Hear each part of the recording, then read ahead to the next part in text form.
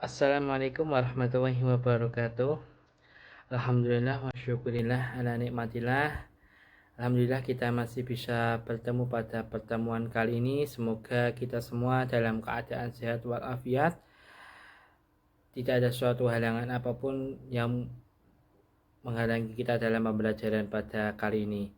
Oke, sebelum kita mulai pembelajaran pada pertemuan kali ini, marilah kita buka pembelajaran kali ini dengan membaca Surat Al-Fatihah agar semoga pembelajaran kali ini dari awal hingga akhir diberikan kelancaran dan diberikan ilmu yang bermanfaat bagi dunia serta akhirat. Al-Hadinah Al-Fatihah. Amin. Sebelum Bapak lanjutkan, ada yang masih ingat enggak tentang pembelajaran offline kemarin tentang apa? Ya, betul, tentang sholat fardu dalam keadaan tertentu. Dan sekarang kita akan membahas tentang sholat fardu jamak dan qashar. Serta Bapak akan menerangkan kompetensi ini dan kompetensi dasar serta tujuan pembelajaran yang akan kita kaji kali ini. Kompetensi intinya ada 4, silahkan kalian baca sendiri. Kompetensi dasarnya aslinya ada 4, tapi yang akan saya terangkan 2. Karena pertemuan kali ini akan membahas 2 kompetensi dasar tersebut, yaitu yang pertama ada KAI 1 dan KD-nya K.7 menganalisis ketentuan sholat jamak dan qashar. Dan yang kedua KAI 4 4,7 mengomunikasikan sholat jamak dan qashar. Selanjutnya, tujuan pembelajaran pada kali ini 1. Membedakan pengertian sholat jamak, sholat qashar, dan sholat jamak qashar dalam sholat fardu. Yang kedua, menarik kesimpulan tentang syarat diperbolehkannya sholat jamak, sholat qashar, dan sholat jamak qashar dalam sholat fardu. Yang ketiga, menjelaskan dasar hukum sholat jamak, sholat qashar, sholat jamak qashar dalam sholat fardu. Yang keempat, menguraikan tata cara pelaksanaan sholat jamak, sholat qashar, dan sholat jamak qashar dalam sholat fardu. Sebelum kita lanjutkan, Bapak akan memberikan instruksi kepada kalian tentang mengamati dalam video ini tentang apa yang diketahui dan mengapa dilakukan. Selanjutnya, Bapak akan memberikan pertanyaan dan nanti siswa yang akan menjawab pertanyaan tersebut di kertas folio nanti dikumpulkan minggu depan ketika pertemuan langsung tentang mengapa syariat memberikan keringanan jamak dan qashar dan dalam kondisi apa saja boleh dilakukan. Setelah menjawab pertanyaan, maka analisislah perbedaan jamak, qashar, dan jamak qashar, dalil paling kuat dari masing-masing dan tata cara pelaksanaannya. Oke, materi pertama tentang pengertian sholat jamak, sholat qashar, dan jamak qashar. Sholat jamak menggabungkan 2 sholat fardu dalam keadaan satu waktu seperti zuhur dengan asar atau maghrib dengan isya. Pelaksanaannya terbagi menjadi jamak takdim di waktu sholat pertama dan jamak takhir di waktu sholat kedua. Selanjutnya sholat qashar. Sholat qashar berarti meringkas sholat fardu 4 rakaat seperti zuhur, asar, isya menjadi 2 rakaat. Keringanan ini diberikan Allah bagi musafir agar tetap menunaikan sholat dalam perjalanan. Selanjutnya sholat jamak qashar menggabungkan 2 sholat fardu sekaligus meringkas rakaatnya. Contoh sholat zuhur 2 rakaat dijamak dengan asar 2 rakaat dalam bentuk takdim maupun takhir. Selanjutnya syarat diperbolehkannya sholat jamak qashar dan jamak qashar. Yang pertama, sholat jamak diperbolehkan dalam kondisi tertentu seperti safar, perjalanan jauh, hujan, deras, sakit, dan saat ibadah haji di Arafah serta Musdalifah. Sebagian ulama seperti Hasbi Asy-Syidiki bahkan memperbolehkan jamak tanpa uzur demi kemudahan umat. Selanjutnya, sholat qashar boleh dilakukan dalam perjalanan dengan syarat perjalanannya mubah atau perjalanan baik jarak tempuh memenuhi ketentuan para ulama sekitar 80-120 km dan dilakukan setelah keluar dari wilayah tempat tinggal.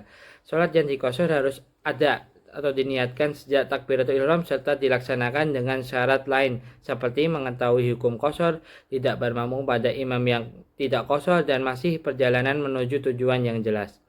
Selanjutnya sholat jamak qashar diperbolehkan apabila terpenuhi syarat jamak dan qashar sekaligus, yaitu dalam keadaan safar, menempuh jarak minimal yang ditentukan, perjalanan yang mubah, serta berniat jamak qashar sejak awal pelaksanaan sholat. Oke, selanjutnya teman-teman apakah sudah bosan? Atau masih ingin lanjut? Kalau sudah bosan kita ice breaking menyanyi terlebih dahulu yuk. Dengan nada balonku ada 5 yang kita akan menyanyikan tentang sholat jamak dan qashar. Ayo kita bersama-sama. Jamak qashar itu mudah, Rusa dari Allah untuk musafir. Zuhur asal dijama boleh, maghrib bisa juga boleh. Qashar jadi 2 rakaat, untuk sholat 4 rakaat. Kalau safar jauh perjalanan, sholat tetap semangat. Oke, tepuk tangan bagi kita semua. Oke, setelah tadi melakukan ice breaking, kita melanjutkan kepada materi selanjutnya, yaitu dasar hukum sholat jamak, sholat qashar, dan sholat jamak qashar. Yang pertama dari hadis, saya bacakan. An Abi Abbas qala Rasulullah sallallahu alaihi wasallam, ad-duhru wal asru jami'an bil Madinah fi ghairi khaufin wala safarin. Qala Abu Zubair fasa'altu Sa'idan lima fa'ala dzalika faqala asaltu Ibnu Abbas kama sa'altani faqala arada la yuhrija ahadan min ummati, rawahu Muslim. Artinya diriwayatkan dari Ibnu Abbas, ia berkata, Rasulullah sallallahu alaihi wasallam sholat duhur dan asar di Madinah secara jamak, bukan karena takut dan juga bukan dalam perjalanan. Lalu berkata Abu Zubair, saya bertanya kepada Sa'id, mengapa beliau melakukan demikian? Kemudian ia berkata, saya juga bertanya kepada Ibnu Abbas, sebagaimana engkau tanyakan kepadaku.